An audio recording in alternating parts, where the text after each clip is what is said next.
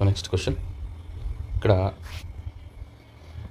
హీట్లో నుంచి క్వశ్చన్ అడగడం జరిగింది. ఇది ఇంటర్మీడియట్ లెవెల్ క్వశ్చన్. ఇది 60 డిగ్రీ సెల్సియస్ వద్ద గల 100 గ్రామ్స్ నీటిని 0 డిగ్రీ సెల్సియస్ వద్ద గల 100 గ్రాముల మంచుతో కలిపారు.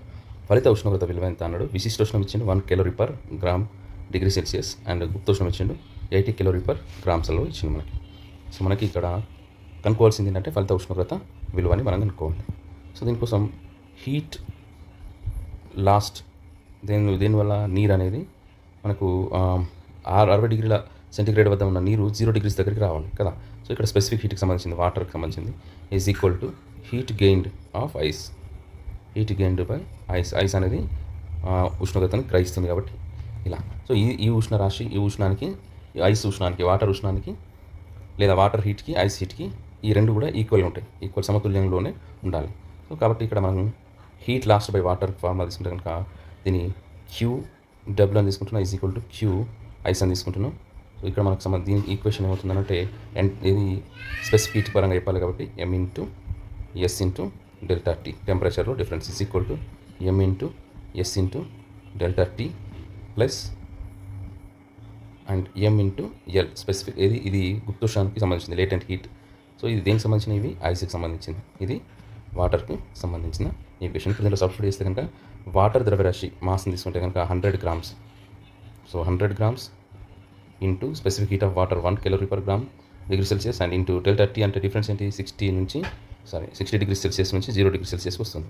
కాబట్టి డిఫరెన్స్ ఎంత అంటే 60 degrees Celsius is equal to next ఇక్కడ 100 గ్రాముల ఐస్ మంచుకు సంబంధించింది కాబట్టి M అంటే 100 గ్రాములు. నెక్స్ట్ S అంటే సేమ్ నీటి యొక్క విశిష్టోష్ణం 1 అండ్ టెంపరేచర్ డిఫరెన్స్ ఐస్ చూస్తే కనుక 0 degrees సెల్సియస్ అంటే T మైనస్ 0 degrees సెల్సియస్. మనకు అనుకోవాల్సిన T minus 0 degrees Celsius and M into M అంటే 100 grams, L అనేది లేటెంట్ వేపర్. సో ఇక్కడ మనం మంచు యొక్క గుప్తోష్ణాన్ని తీసుకుంటే 80.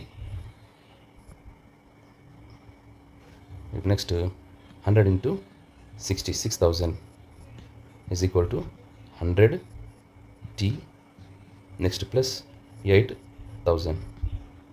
సో ఇక్కడ మనకి ఇటు తీసుకొస్తే కనుక ఈ ఫంక్షన్ ఇటు తీసుకొస్తే 100T is equal to minus 2000 వస్తుంది.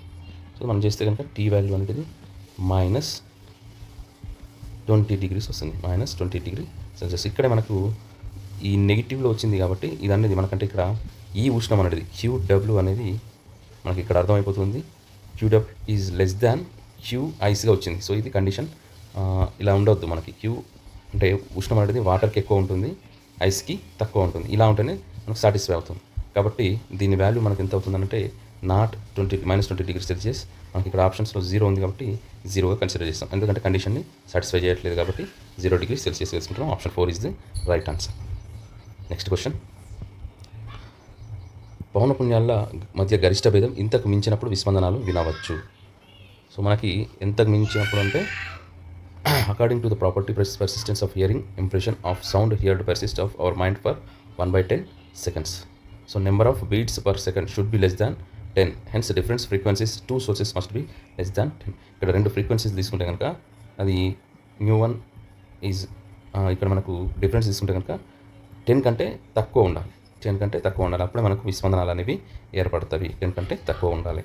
కాబట్టి ఈ విస్పందనాల సంఖ్య ఎంతవరకు ఉంటే మనం వినగలుగుతామనంటే 10 కంటే తక్కువ ఉన్నాడు. Option 3 is the right answer. ఇది మనకు పూర్తిగా ప్రతినాదాల్లో కానీ మనకు అక్కడ మనకు మళ్ళీ టాపిక్ దాంట్లో ఉంటుంది. సో అందులో నుంచి టాపిక్ కవర్ చేయడం జరిగింది. ఇది కూడా ఇంటర్మీడియట్ స్టాండర్డ్లోనే వచ్చింది ఇది. నెక్స్ట్, పచ్చని చెట్టు యొక్క నీడ రంగు. ఇది కంప్లీట్ 6th క్లాస్ నుండి వచ్చినట్టుంది. ఇది 6th క్లాస్ సైన్స్ క్వశ్చన్. ఇది పచ్చని చెట్టు యొక్క నీడ రంగును అడిగింది. ఆల్రెడీ తెలంగాణ డిఎస్సిలో కూడా SGTలో ఈ క్వశ్చన్ కవర్ చేయడం జరిగింది. TS SGTలో ఇదే క్వశ్చన్ నీడ యొక్క రంగుని SGTలో TS SGTలో అడిగింది. సేమ్ ఇదే మళ్ళీ రిపీట్ చేసాను. పచ్చని చెట్టు యొక్క నీడ యొక్క రంగు. సో ఇది మన టెక్స్ట్ బుక్లో ఇలా ఉంది. నీడకు అసలు రంగు ఉండదండి, నీడకు ఎలాంటి రంగు ఉండదు, అది ఏదైనా మంచిదే. ఇక్కడ మనకు డిఫరెన్స్ ఏంటంటే పచ్చని చెట్టు అడిగింది కాబట్టి పచ్చని చెట్టుకి రంగు ఏముంటుందని ఇక్కడ మన క్వశ్చన్ టెక్స్ట్ బుక్లో ఇలా చూడొచ్చు. దీని నుంచి ఫ్రేమ్ చేసిన క్వశ్చన్ ఇది. దీనికి రంగు ఉండదు, నీడకు ఎటువంటి రంగు ఉండదు. నీడ వస్తువు ఆకృతిని మాత్రమే తెలియపరుస్తుంది. సో వస్తువు యొక్క ఆకృతిని మాత్రమే తెలియపరుస్తుంది, రంగు అనేది ఉండదు. కాబట్టి option 3 is the right answer. Next, ఈ క్రింది వానిలో సమతల దర్పణం ప్రతిబింబానికి సంబంధించిన లక్షణం ఏది అని అన్నాడు. సో ఇక్కడ మన టెక్స్ట్ బుక్లో లాస్ట్కి మనం నేర్చుకున్నామని ఉంటుంది కదా టాపిక్, దాంట్లో నుంచే వచ్చింది బిట్టిది. సో సమతల దర్పణ ప్రతిబింబానికి సంబంధించని లక్షణము అంటే ఇక్కడ సమపరిమాణం అనేది ఉంటుంది. దీనికి ఏది సమతల దర్పణానికి ప్రతిబింబానికి ఎలా ఉంటుందంటే వస్తువు యొక్క పరిమాణంతో సమానంగా ఉంటుంది అండ్ దూరం పరంగా చూసుకున్న సమదూరంలో ఉంటుంది. ఇక్కడ చూడండి, సమతల దర్పణం వల్ల నిజ వస్తువుకు అదే పరిమాణం కలిగిన నిటారైన మిత్త ప్రతిబింబం ఏర్పడుతుంది. కాబట్టి పరిమాణం సమానం ఉంటుంది, దూరం కూడా కనిష్ట కాల మార్గంలో, సో దూరం ఎంత ఉంటుందో అంతే ఉంటుంది. నెక్స్ట్, నిట్ట నిలువు ప్రతిబింబం. ఇది నిటారైన మిథ్యా ప్రతిబింబం కాబట్టి నిట్ట నిలువు ప్రతిబింబం ఏర్పడుతుంది. ఇది కూడా లక్షణాలు ఉంది. ఇది నిజ ప్రతిబింబం కాదు, సో ఇది లక్షణాల్లో మనకు లేదు కాబట్టి ఇది మిథ్యా ప్రతిబింబం అని ఆల్రెడీ మనకు దాంట్లో ఉంది, టెక్స్ట్ బుక్లో ఉంది. మనం ఏం నేర్చుకున్నాం అనే టాపిక్లో నుంచి క్వశ్చన్ కవర్ అయింది. సో ఇది నిజ ప్రతిబింబం కాదు, మన కానిదే అడిగింది కాబట్టి నెక్స్ట్ క్వశ్చన్, ఇది గాలితో పోల్చినప్పుడు గాజు యొక్క వక్రీభవన గుణకం 3/2 అని ఇచ్చిండు. గాలితో పోల్చినప్పుడు నీటి యొక్క వక్రీభవనం 4/3 అని ఇచ్చిండు. అయినా గాజు యొక్క వక్రీభవన గుణకం నీటితో పోల్చినప్పుడు కనుక్కున్నాను. సో టెక్స్ట్ బుక్లో మనకు నీటి పరంగా ఇలా క్వశ్చన్ ఇచ్చిండు. నీటి పరంగా గాజు వక్రీభవన గుణకం 9/8, గాజు పరంగా నీటి వక్రీభవన గుణకం ఎంత అన్నాడు. సో ఈ 9/8 రివర్స్లో అయితే కనుక 8/9 అయింది. అంటే నీటి పరంగా గాజు వక్రీభవన గుణకం ఇదైతే గాజు పరంగా నీటి యొక్క వక్రీభవన గుణకం 8/9 అయింది. సో ఇలా ఈ క్వశ్చన్ అందులో ఉంది, అందులో నుంచి ఫ్రేమ్ చేసిన క్వశ్చన్ ఇది. సో మనకి జనరల్గా సాపేక్ష వక్రీభవన గుణకానికి ఫార్ములా ఏంటంటే n21 మనకి ఇక్కడ వేగాలతో సంబంధం లేదు, వక్రీభవన గుణకాలు ఇచ్చింది కాబట్టి ఇది మనకు అవసరం లేదు. v1/v2 అనేది అవసరం లేదు. n21 n2/n1. ఇక్కడ 2 1లు అనేది తీసుకుంటే కనుక మనం అనుకోవాల్సింది ఏంటి, గాజుతో ఇక్కడ గాజు వక్రీభవన గుణకం నీటితో పోల్చినప్పుడు అన్నాడు. సో నీటితో పోల్చినప్పుడు గాజు వక్రీభవన గుణకం నీటితో పోల్చినప్పుడు, కాబట్టి n2 అంటే n గాజు బై n నీరు. సో మనకి n గాజు యొక్క వక్రీభవన గుణకాన్ని తీసుకుంటే మనకి గాలితో పోల్చినప్పుడు గాజు యొక్క వక్రీభవన గుణకం